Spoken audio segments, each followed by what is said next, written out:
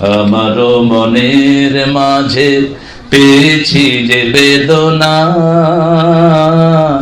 জানে মুহাম্মদ শাহে মদিনা।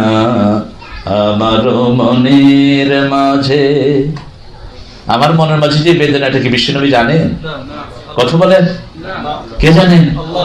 বিশ্বনবীর বেদনাগুলো কে জানেন? আল্লাহ জানেন। আমাদের সাহিত্য অনেক সময় নিজের অজান্তে, অবশ্য নজরুলকে আমি খুব শ্রদ্ধা করি, ভালোবাসি, আল্লাহ তাকে মাফ করে দিই। এত কৌশলী কবি, এত উপমার কবি বাংলা সাহিত্যে আর আসে নাই। আমার যাবার সময় হলো, দাও বিদায়, মোছো আঁখি দুয়ার খোলো, দাও বিদায়।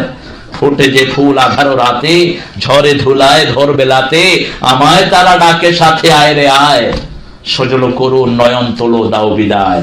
অন্ধকারে এসেছিলাম, থাকতে আধার যাই চলে, ক্ষণিক ভালোবেসেছিলাম, চিরকালের নাই হলে। হলো চেনা হলো দেখা, নয়ন জলে রইবে লেখা, দূর বিরহে ডাকে কে কা বরসায়। সজল করুন নয়ন তোলো, দাও বিদায়। কোন কবি? নজরুল। এবার একটু তৌহিদ পরিচ্ছন্ন না থাকার কারণে, ইয়া মুহাম্মদ বেহেশত হতে খোদায় পাওয়ার পথ দেখাও, এই দুনিয়ার দুঃখ থেকে এবার আমায় নাজাত দাও। নাজাত দিবেন কে? বিশ্বনবীকে নাজাত দিয়েছেন কে? কিন্তু ভিতরে গিয়ে দেখেন আবার কি করেছেন।